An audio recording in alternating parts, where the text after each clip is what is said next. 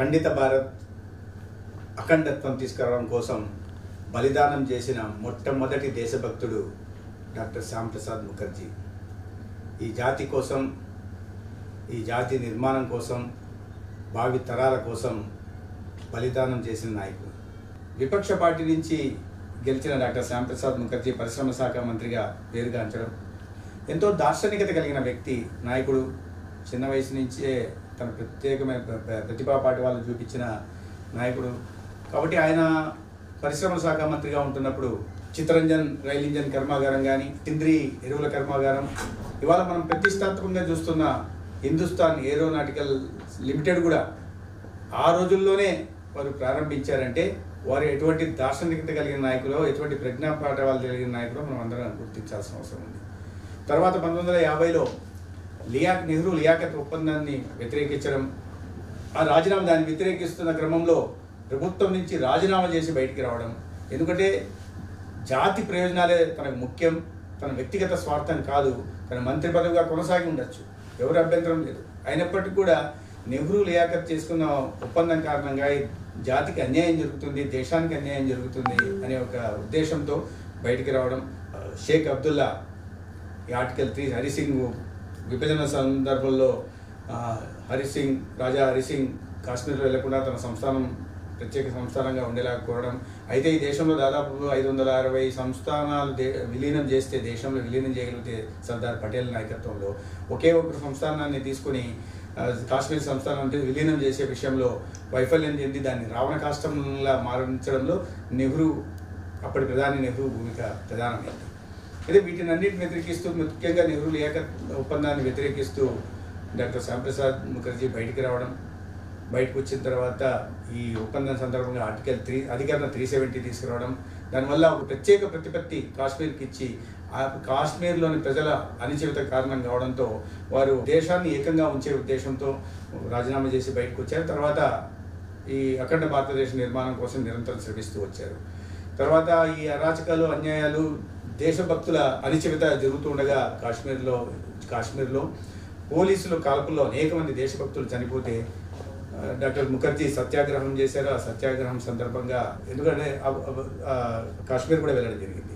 ఆనాడు అదొక ప్రత్యేక దేశంగా పరిగణించబడుతూ జమ్మూ కాశ్మీర్ అక్కడ ఒక ప్రత్యేకంగా ప్రధానిగా ఉంటూ, వాళ్ళకు ప్రత్యేకమైన కరెన్సీ ఉంటూ, వాళ్ళకు ప్రత్యేకమైన అధికారాలు ఉంటుంటే వీటిని వ్యతిరేకిస్తూ డాక్టర్ శ్యామ్ ప్రసాద్ ముఖర్జీ ఏక్ దేశ్ మే దో విధాన్, దో ప్రధాన్, దో నిషాన్ నహీ చలేగా అని ఒక నినాదాన్ని ఎత్తుకుని, అంటే ఒకే దేశంలో ఒకే దేశంగా ఉంటూ, అఖండ భారతదేశంలో భాగమై ఉంటూ, ఇక్కడ 2 ప్రధానులు, 2 విధానాలు, 2 గుర్తు చిహ్నాలు సాధ్యం కాదు, ఇది జమ్మూ కాశ్మీర్ భారతదేశంలో అంతర్భాగమని వారు నిర్ణయించారు.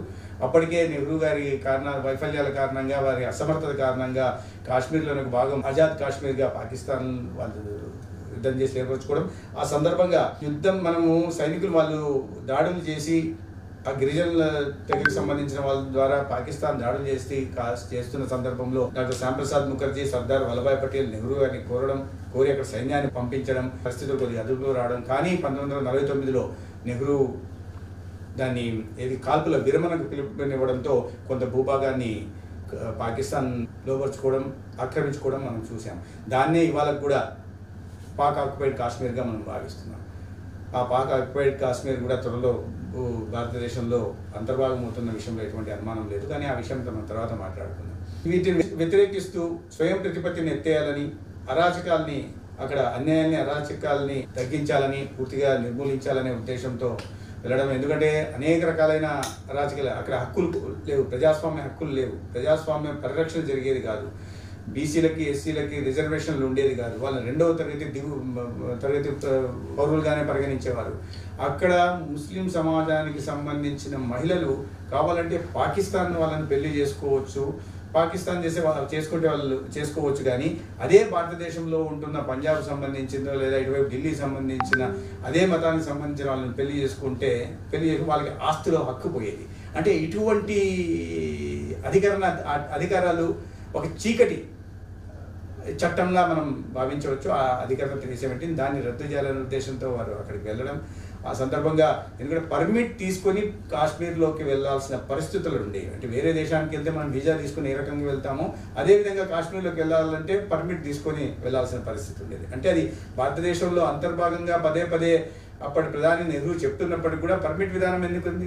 ఈ రాష్ట్రం నుంచి పక్క రాష్ట్రానికి వెళ్ళాలి, ఈ ప్రాంతం నుంచి ఆ ప్రాంతానికి వెళ్ళాలి, ఈ జిల్లా నుంచి ఆ జిల్లాలో వెళ్ళాలంటే వీజా తీసుకోవాల్సిన అవసరం లేదు. కానీ ఆనాడు వీజా తీసుకోవాల్సిన అవసరం ఉంది.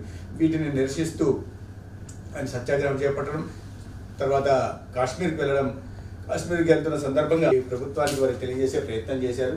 అయినప్పటికీ కూడా ప్రభుత్వం నిర్లక్ష్యం వహించి డాక్టర్ శ్యాంప్రసాద్ ముఖర్జీ అది ఇంకొకటి ఏంటంటే తను అనారోగ్యం స్థితిలో ఉంటూ తను వెళ్తున్న సందర్భంగా తను తిరిగి రానని వారికి ఏ రకంగా తెలిసిందో ఏమో కానీ తల్లిని చూడడానికి చివరిసారిగా వారు కాశ్మీర్ వెళ్తున్న సందర్భంగా, జమ్మూ వెళ్తున్న సందర్భంగా తల్లిని చూడడం జరిగింది. తల్లిని చూసి మళ్ళీ జమ్మూకి వెళ్ళారు. జమ్మూకి వెళ్ళిన తర్వాత 1953 జూన్ 11వ తేదీ వారిని అరెస్ట్ చేయడం, తర్వాత 12వ తేదీ నుంచి వారిని ఒక అతిథి గృహంలో నిర్బంధించి ఉంచడం జరిగింది. 10 రోజుల పాటు 12వ తేదీ నుంచి 23 దాకా వారు ఎటువంటి పరిస్థితులు వారికి సరైన మందులు ఇవ్వలేదని, సరైన ఆహారం అందించలేదని, అనారోగ్యం బారిన పడితే సరైన వైద్యం, ఎందుకంటే జాతి మెచ్చిన గర్వించదగ్గ నాయకుడు డాక్టర్ శ్యాంప్రసాద్ ముఖర్జీ. కానీ అప్పటి నెహ్రూ ప్రభుత్వం వారి పట్ల ఆ రకంగా వ్యవహరించింది. తర్వాత వారు జూన్ 23వ తేదీ వారు శివైక్యం కూడా చెందారు. అయితే అనుమానాస్పద పరిస్థితుల్లో వారు మరణించారన్న విషయాన్ని అప్పట్లో లోకమంతా కోడే కూసింది. అది ఒక మెడికల్ మర్డర్గా కూడా దేశం అనేక మంది వ్యాఖ్యానించారు. దేశమంతా శోక సముద్రంలో నిండిపోయింది. అనేక మంది ప్రజలు రోడ్ల మీదకి వచ్చి వారి మృతికి సంతాపం చెప్పడం జరిగింది. ఒక జాతి గర్వించదగ్గ నాయకుడిని ఈ దేశం కోల్పోయింది. హిందూ సమాజాన్ని నిర్మించాలని, విశ్వగురువుగా భారత్ని తిరిగి నిలబెట్టాలని, ఆ పునర్వైభవం సాధించాలని డాక్టర్ శ్యాంప్రసాద్ ముఖర్జీ జీవితమంతా పోరాడారు. కాశ్మీర్ గురించి పోరాడారు. ఇంతవంటి స్థితప్రజ్ఞత, ప్రాప్త కాలజ్ఞత కలిగిన నాయకుడు ఇవాళ అటువంటి పరిస్థితులు ఆ చిన్న వయసులో వారు దేశం కోసం వారు బలిదానం చేశారు. అటువంటి నాయకుడి గురించి ఈ జాతి గుర్తుపెట్టుకోవాలి.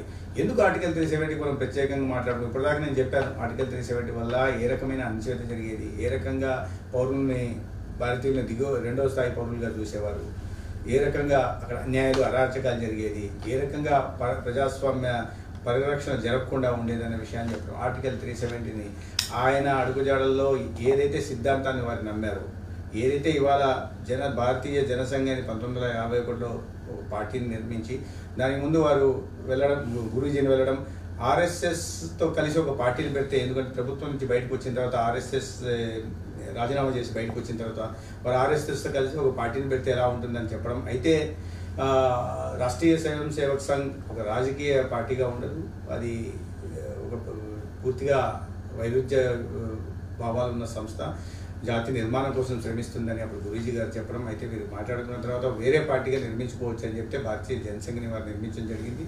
మొదటి ఎన్నికల్లో 3 పార్లమెంట్ సీటు, 33 అసెంబ్లీ స్థానాలను కూడా అప్పట్లోనే 1952లోనే గెలవడం జరిగింది. అంటే తన జీవితం అంతా చిన్న స్థాయి నుంచి ప్రతి దాంట్లో తను ఏ దీంట్లోకి వెళ్ళినా కూడా తనదైన ముద్ర వేసే ప్రయత్నం చేశారు. ఎక్కడైనా విజయాలు సాధించే ప్రయత్నం చేశారు. జాతి కోసమే చివరికి అసలు కూడా బాపారు. ఆనాడు వారు తీసుకొచ్చిన స్వయం ప్రతిపత్తి కారణంగా కొన్ని సంవత్సరాల పాటు జమ్మూ కాశ్మీర్ రావణ కాష్టంలాగా కాలుతా ఉండేది. మనకు తెలుసు, మన దేశం పొరుగు దేశమైన ఒక రోగ్ నేషన్గా మనం మాట్లాడుకునే పాకిస్తాన్ మన దేశంలో ఉగ్రవాదాన్ని ప్రేరేపిస్తూ ఊతమిస్తూ వచ్చింది. దాని కారణంగా కొన్ని లక్షల మంది ప్రాణాలు పోవడానికి కూడా కారణమైంది. ఆ కాశ్మీర్కి ఇచ్చిన ప్రత్యేక ప్రతిపత్తి కారణంగానే, ఆర్టికల్ 370 కారణంగానే ఇటువంటి భారతదేశం ఇటువంటి పరిస్థితులను ఎదుర్కోవాల్సిన పరిస్థితి వచ్చింది.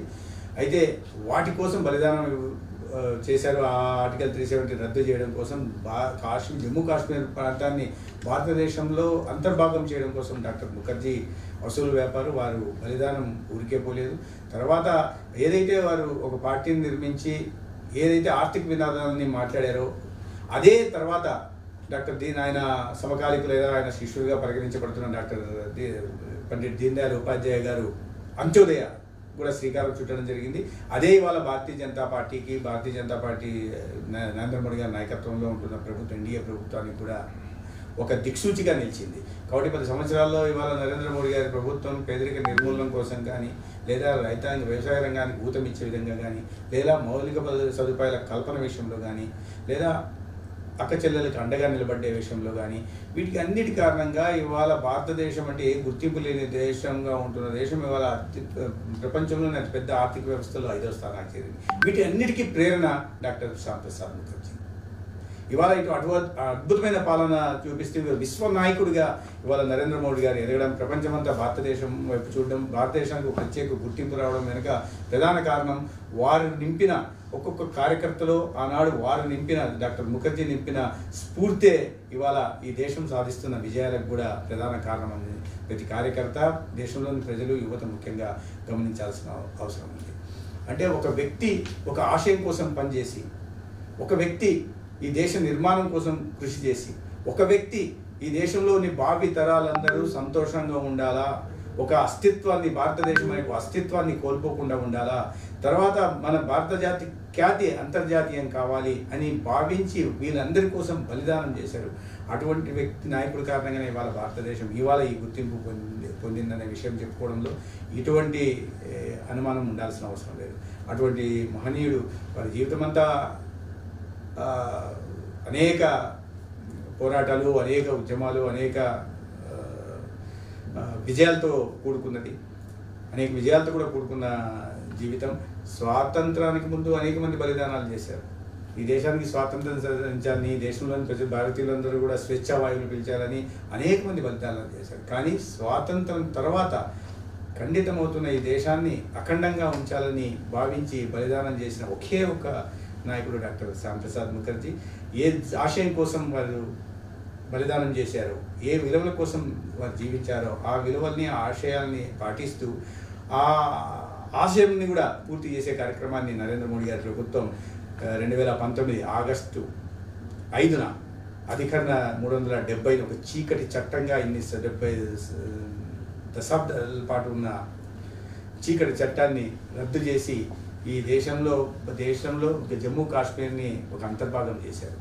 అప్పటి నుంచి చూద్దామంటే ఒక ఉగ్రవాద దాడులు లేవు, అక్కడ అభివృద్ధి కొనసాగుతూ ఉంది. స్వయం ప్రతిపత్తి కారణంగా ఈ దేశంలో పన్నులు కట్టే ప్రజల నుంచి లక్షల కోట్ల రూపాయలు అక్కడికి వెళ్ళేది, కానీ అక్కడ ఎటువంటి అభివృద్ధి కనిపించేది కాదు. వితౌట్ ఎనీ విజిబుల్ డెవలప్మెంట్ ఎటువంటి అభివృద్ధి కనిపించేది కాదు. ఉదాహరణ మనం చెప్పాలనుకుంటే 2009 నుంచి 2019 అధికరణ రద్దయ్యేదాకా ఆ 10 సంవత్సరాల్లో 2,70,000 కోట్ల రూపాయలు అభివృద్ధి కార్యక్రమాలకు అక్కడ పెట్టి ఒక అభివృద్ధి కార్యక్రమం ఉండేది, ఒక్క పరిశ్రమ ఉండేది కాదు, ఒక ఆసుపత్రి ఉండేది కాదు, ఎటువంటి అభివృద్ధికి నోచుకోలేదు.